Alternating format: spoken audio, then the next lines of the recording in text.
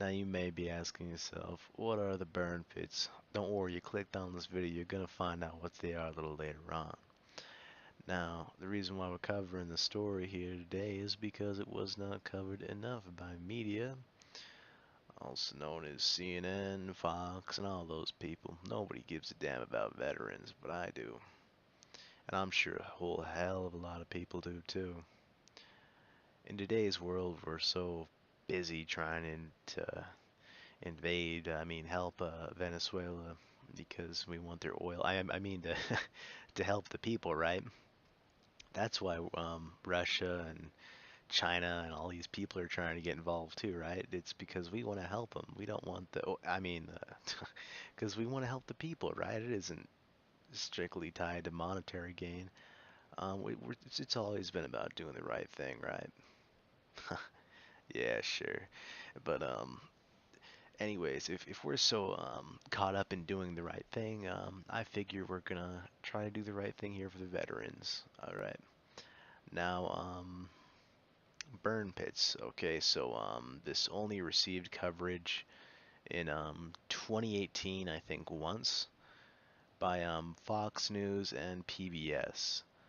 The original documentary of the burn pits had basically came out around 2017.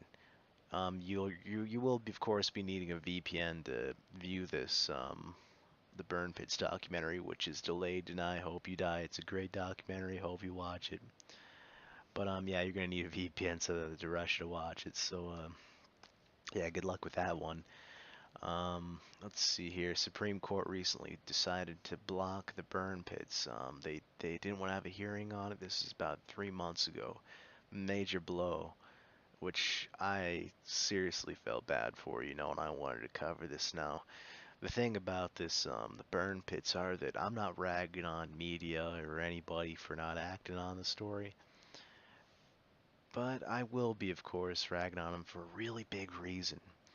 And that's because this is like, imagine 2008, you're suing a corporation. Alright, 2008, that's when this was a story. It's been 10 years. 10 years of no health care for these men, no support, no way to speak about it. I'm afraid this is a story that we didn't cover. So this is going to be my video, of course. Hope you all like it, and yeah. Without further ado, here's a video. Where do they go, the smoke rings I blow each night? Oh, what do they do, those circles of blue and white? Why do they seem to picture a dream above then?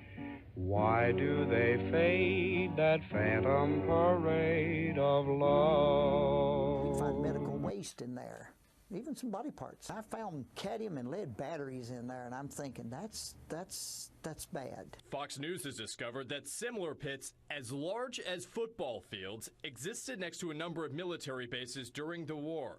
Makeshift junkyards, many ignited by jet fuel and left to smolder 24 hours a day. Toxic, downright dangerous wastelands that veterans now allege have contributed to long-term health problems, including cancer. Isn't that nice? You have to allege. Alleged. They alleged that it might cause cancer to inhale all that toxic waste and stuff. I wonder what exactly it is that they burned there, don't you? Well, let's see and find out. Hello everybody, and today in Operation Burn Pit we'll be looking at what type of waste these people have burned. Now, to start off today, we'll see the waste products in the burn pits. These include, but are not limited to, chemicals, paint, medical and human waste. Damn, that's like shit and body parts. It doesn't get much better than that. Metal and aluminum cans. Munitions. If anyone doesn't know what munitions are, That's like nuclear waste and or other unexploded ordnance. Oh man, lubricant products, plastics, rubber, wood, and discarded food. While I do like seeing it all in text form and whatnot, I just kind of sometimes I like having like a more of a visual representation and a better speaker. So thank God we did get some news coverage because we're gonna play a little bit of that here That today. is what we live next to. Throughout both Iraq and Afghanistan, the American operations there burned thousands of tons of trash and material over the years.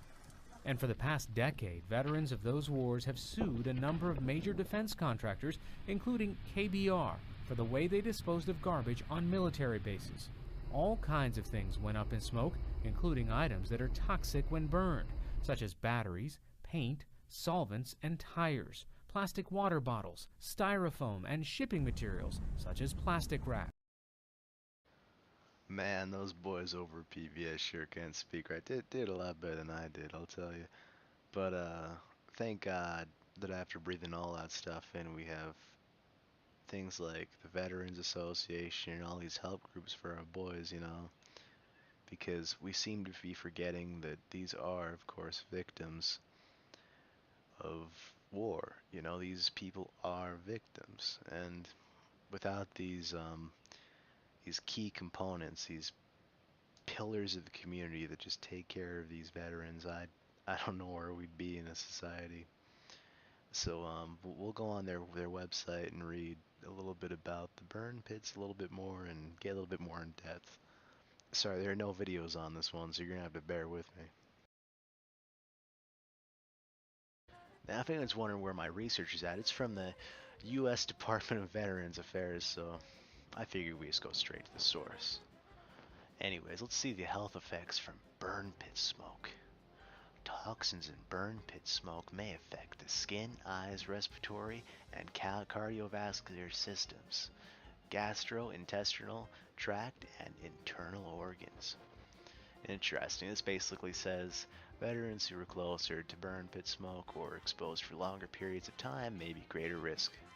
Of course, most irritation is temporary and resolves once the exposure is gone. This includes eye irritation and burning, coughing and throat irritation, breathing difficulties, and skin itching and rashes. The high level of the fine dust and pollution common in Iraq and Afghanistan may pose a greater danger for respiratory illness than exposure to burn pits, according to a 2011 Institute of Medicine report. So, according to these guys right here, apparently breathing in a little bit of fine dust is pretty much paramount to breathing in all of this shit. Like, we're talking like nuclear waste, body parts, fucking burning your literal shit, lubricant, all this shit. Now, if that isn't ridiculous, I don't know what is. Who the hell did they get to do that fucking study, huh? Who in their right mind is like, yeah, breathing in radiation, styrofoam, and all these things here can't possibly cause respiratory issues. Only an idiot would find that in research. I think it's actually caused by dust and pollution, right? Right. Right. Yeah, totally, dude. You didn't get bribed, dude. You fucking Down syndrome, or you got fucking a brand new summer home in Tahiti. Alright. Those are the only two options. I don't give a damn what anyone tells me. Now, if anyone's wondering how this man got his summer home, it's that the government, unfortunately, did not pay for those veterans to get any medical treatment. Which means, you guessed it, they're fucked. Now, this is about around 2007 to 2006. These people are completely screwed, have no avenues. Not a lot of people have money. You know, not everyone's fortunate enough to be able to pay for hospitals and shit. So they only had one last recourse, and that was to sue the corporations that were involved in this, KBR and other contractors. I don't know of any protocols anybody had for them. No protocols? Not that I know of. Nelson says he warned top officers at the base of the dangerous chemical compounds and his concerns over the smoke everyone inhaled. I couldn't get an answer. And when I would bring it up through my command channels, they said, well, we'll look into it. I don't know if they just were told that they was out of their league or it was above them or what, but I could never get anything done. In the middle of a war zone, Nelson worried about the health and safety of his fellow soldiers on base. So he gathered volunteers, removed hazardous waste from the piles, and documented the process as a long-term protection for everyone. Nelson says this all could have been avoided if the Department of Defense had installed incinerators already purchased. They didn't put the incinerators in. They had them, but they didn't install them. Why do you think that was? I'm afraid it was money. At this point, the VA says research does not show evidence of long-term health problems from burn pits, but The United States is at war on a battlefield, engaged in combatant activities. Companies like KBR, who are embedded with the forces, who are performing mission-critical services, should not be subject to the kind of claims that have been made here. If the United States is immune from such claims, so too should KBR and those other contractor companies. More than 50% of the burn pits that are in play around Iraq and Afghanistan through that 10-year period were operated by the military itself, not by KBR or other contractors. Now, if anyone here doesn't speak scumfuck lawyer, who's literally fucking defending people who are killing veterans, I'm just gonna kind of break down the terms for you and the slang a little bit. Mission critical. Mission critical. That sounds kind of badass, huh? It all sounds like you're saving lives or something. It all sounds like that KBR like picked up some guns and shit, and they were like moving them around and like distributing them to like protect people. But yeah, just to break that term down, it means you're burning trash. Damn, that doesn't sound very mission critical to me. But who am I to really knock you on that? I mean, burning trash doesn't really roll off the tongue as well as mission critical, so I'll let you have that one, lawyer. But one that I can't let you have is going to be the United States operated more than 50% of the burn pits. That is also a fact. However, and this is very important, I come from the school of thought where that means that you share 50-50% of the blame, right? That's 50-50. Government operate 50% of them, you operate 50% of them. That doesn't mean that you gain some sort of a legal loophole where it's like, oh, well, since the government can't be sued and I've worked with the government, that means I can't be sued, right? That's fucking retarded, man. What genius came up with that logic? Certain people in KBR's company were coming forward at a certain point in time, and they were talking a little bit about how there were no regulations, so to say, as in there were no, they didn't give you gas masks. It wasn't mandatory to wear a gas mask. They didn't tell you the dangers.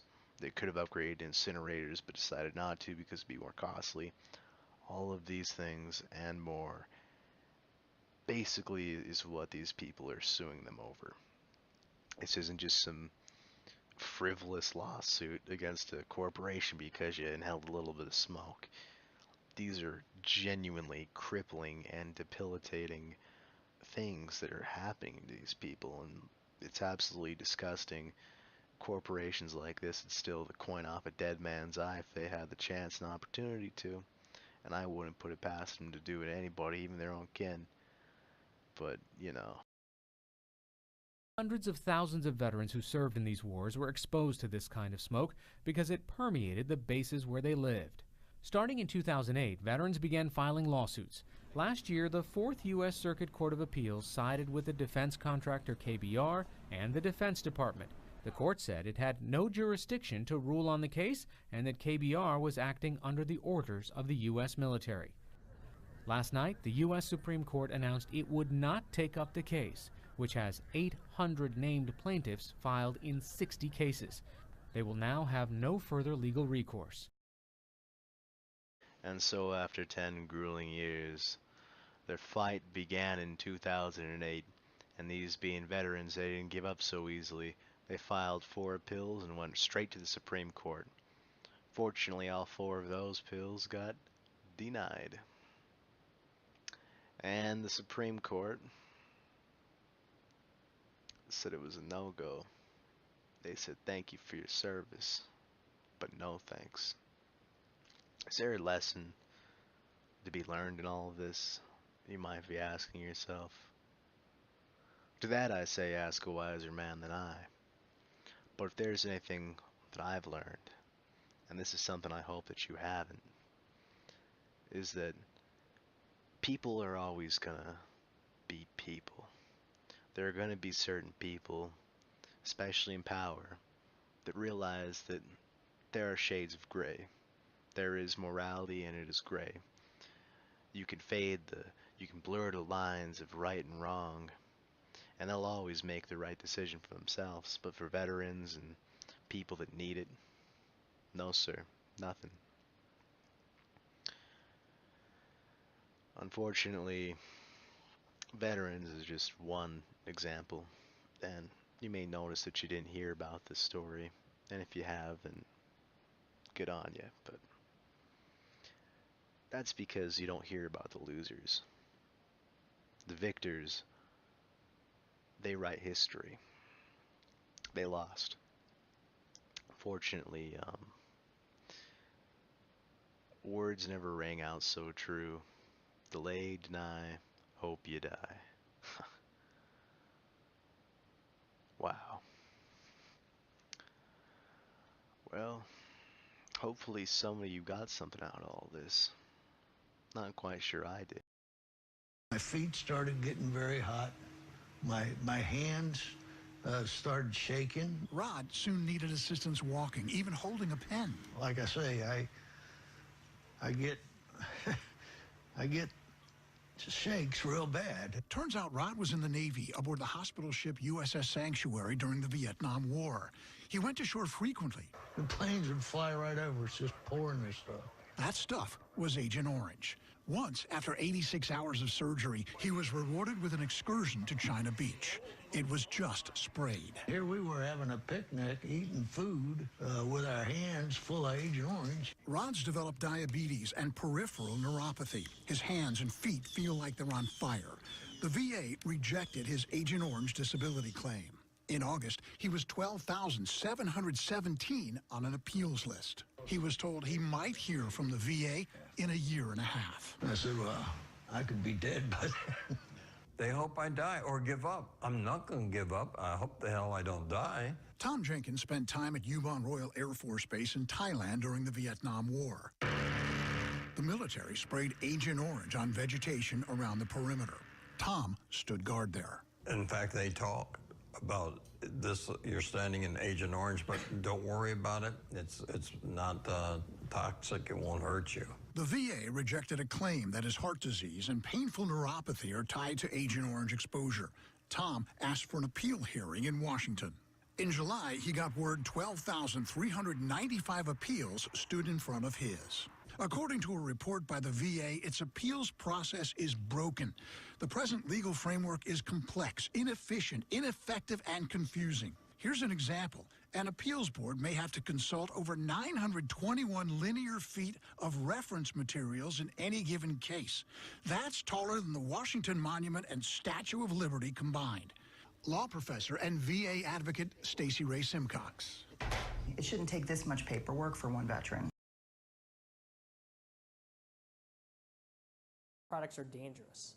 In addition, if you burn plastic water bottles, among the chemicals you can release include a neurotoxin called N-hexane.